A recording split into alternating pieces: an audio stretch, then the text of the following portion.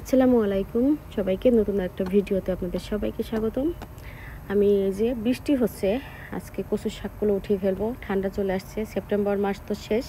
ইউকেতে অলরেডি অনেক দিন আগে থেকে ঠান্ডা পড়ে গেছে। আজকে সেপ্টেম্বরের হচ্ছে 29 তারিখ, 29 না 30 তারিখ, যাই হোক মানডে আমার অফ।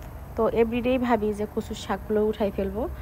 এতদিন যদি আরও 2 উইকস আগে যদি উঠিয়ে ফেলতাম তাহলে আরেকবার খাওয়ার মতো হয়ে যেত, কিন্তু দুর্ভাগ্য টাইমের অভাবে করতে পারি না। আর জব থেকে যখন আসি তখন সন্ধ্যা লেগে যায়, পাতাগুলো কাটাও হয় না। সো ভাবলাম আজকে কচুর শাকগুলো উঠিয়ে ফেলি। এখানে একটা পাতায় আছে, সো একটাই কেটে ফেলবো। আচ্ছা, একটা কাজ করি, এখানে আমার 4টা টব আছে, একদম গোড়া থেকে কেটে ফেলে আমি যদি কিছু কিছু করে রেখে দিই। আর যেহেতু অক্টোবর প্রচুর ঠান্ডা পড়বে, আর কোনো পাতাই হবে না, যেটা রেখে দিব অল্প থাকবে, খাওয়া হবে না। সো আমি একবারে গোড়া থেকে কেটে ফেলি, এটা আমার জন্য বেটার হয়। দেখছো এখানে আমি 2টা টব একেবারে খালি করে ফেলছি। আর মাঝখান থেকে যে একটা ক্যাপসিকাম আছে, এটা একে একে হয়েছিল এখানে। আমি যেহেতু বাসায় রান্না করার জন্য কিনে নিয়ে আসছিলাম, আর যেহেতু কম্পোস্ট করার জন্য ছিলকাগুলো এখানে ফেলাই দিয়েছিলাম, ওখান থেকে গাছ বের হয়ে যে ক্যাপসিকাম ধরছে 2টা। আর একটা হচ্ছে ঠান্ডার জন্য আর বড় হবে না, তো 2-4 দিনের ভিতরে ওটাও কেটে ফেলবো। আর এই যে এখানে আরেকটা টব আছে, তারপরে এখানে আরেকটা আছে, এই দুটাও কেটে ফেলি, দেখি শাকের পরিমাণ কতখানি হয়। চিন্তা করছি এইটা কাটবো কি কাটবো না, তবে লাস্ট টাইম আমার কাছে মনে হয়েছে এটা অনেক বড় কচুর পাতা।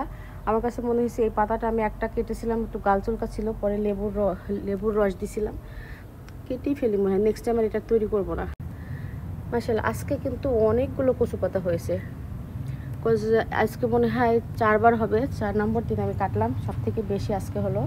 অন্যান্য দিন অল্প অল্প করে একটা করে পাতা রেখে দিই, তো এই জন্য কম হয়। আজকে যেহেতু গোড়া দিয়ে সব কেটে ফেলছি, দেখো কি সব একদম নাড়াখাড়া করে ফেলছি। আর সাথে বেগুনটা উঠাবো, কয়েকদিন ধরে মনতার বাবা বলছিল বেগুনটা উঠিয়ে ভেজে ফেলো। গতকালকে আমার ফ্রেন্ড আসছিল বাসায়, তো বেগুন ভাজি কয়েক পিস আছে, তো ভাবলাম না ফ্রেশ আজকে উঠাই ফেলি।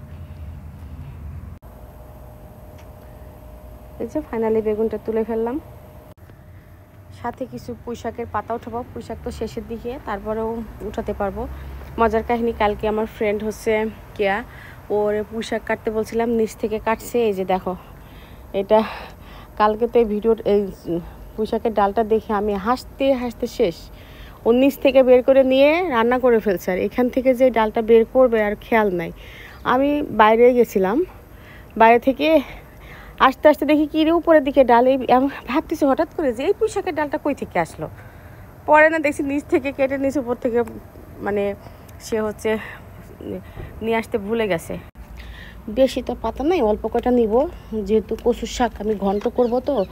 তো পাঁচমিশালি যদি কিছু এর ভিতরে পালং শাক, পুঁই শাকের পাতা, তারপরে এরকম দেওয়া হয়, অনেক বেশি মজা হয়।